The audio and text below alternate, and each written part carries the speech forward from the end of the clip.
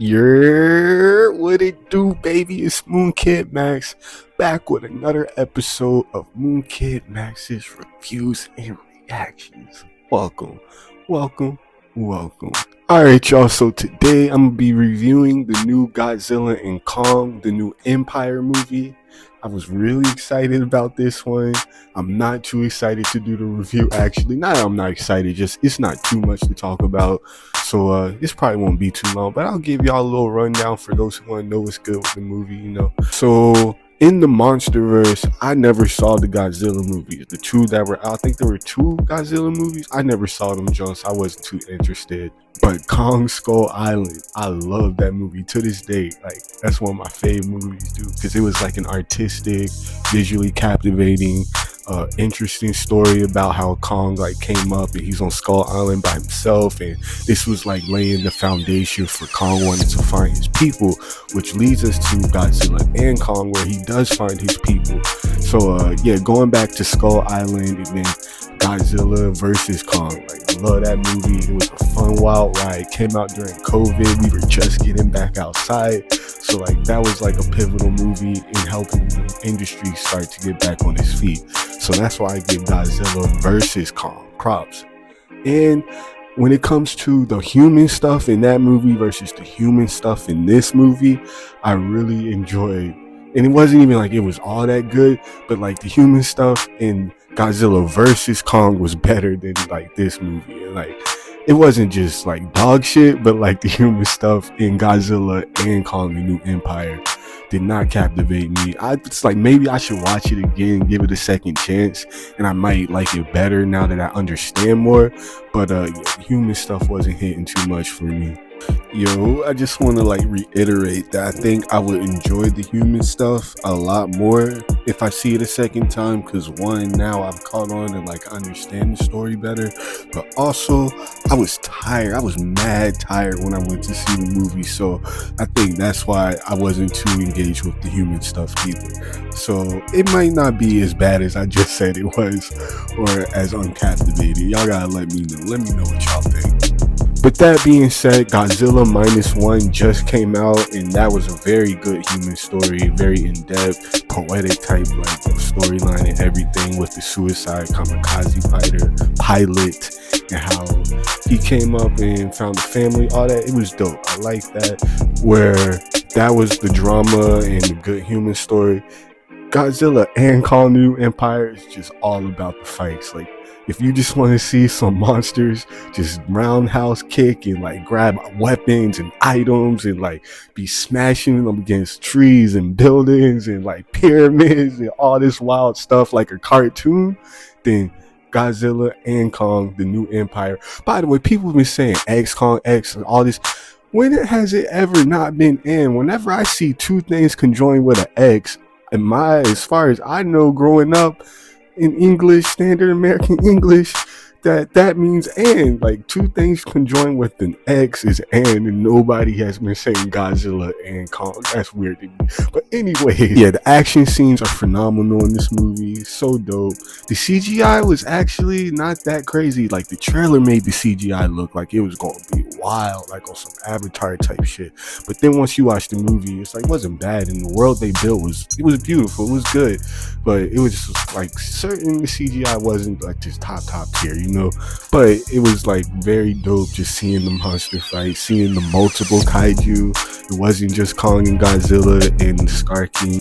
As far as me not liking the human stuff that was going on, I actually did enjoy the young girl Gia. I think Gia was her name, and how her story played out. And I ain't gonna do no spoilers, but just how her story played out and her come up and her finding different people who are kind of like her.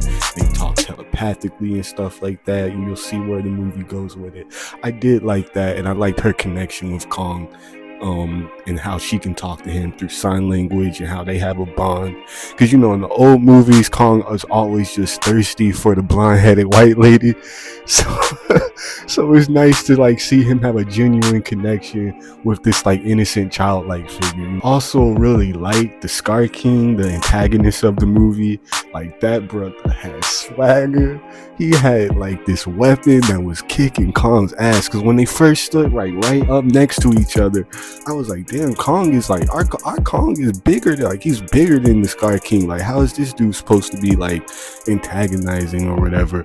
But you see, he has a linky build, and he has this weapon made out of a whip made out of a spine, somebody's spine, with sharp shit all over it, and that was he had an advantage over Kong because of that. So those fight scenes were interesting, and then he had control over a kaiju. Like I said, no spoilers, but you'll see the kaiju, and yeah, man. So the Scar King was a dope character too. I really dug him, and I like how throughout the movie they just have dialogue of them doing body language, grunts and sign language and facial expressions.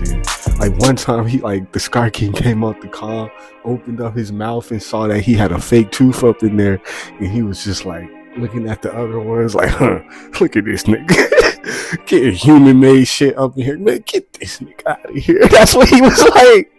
So yeah, the Scar King was cool. Didn't say one word, but they did a great job at the animal dialogue and just body language and all that. That was cool.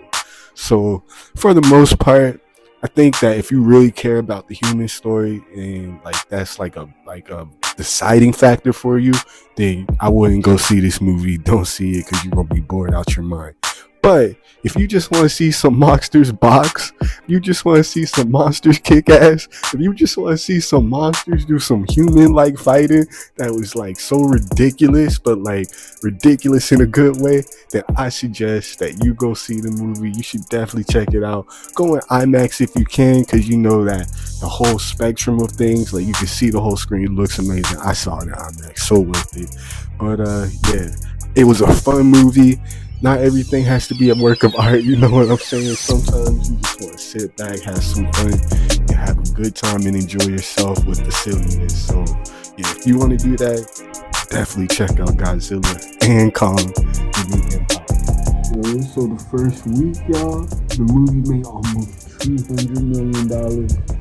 I'm not surprised internationally, by the way. It made 80 mil in America, but almost 200 M's internationally. I'm not surprised, because this is what we want in cinema. It felt like a summer blockbuster, to be honest, so it's kind of weird it came out in March. It might have made more money in the summertime, for real. But we want these fun movies, these movies that get people out of their seats, get people in the theaters that are excited, and it's not a bunch of woke politics. I ain't trying to get too heavy into that, but all the propaganda and messaging in movies can really take away from the enjoyment and the immersion, to be honest.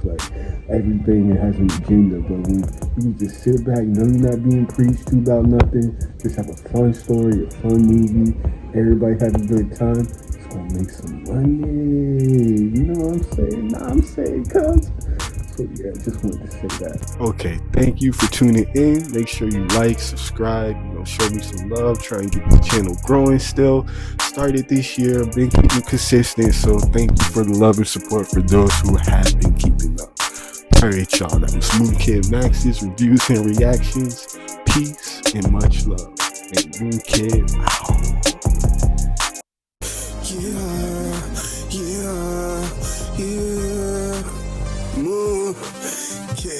It's a lot of crime where I'm from, try me and get touched. Be in LA, the hood but VA in my blood. It's the Moon Wolf, nigga come with booze and butt. Protecting the city, Los Angeles is my Gotham.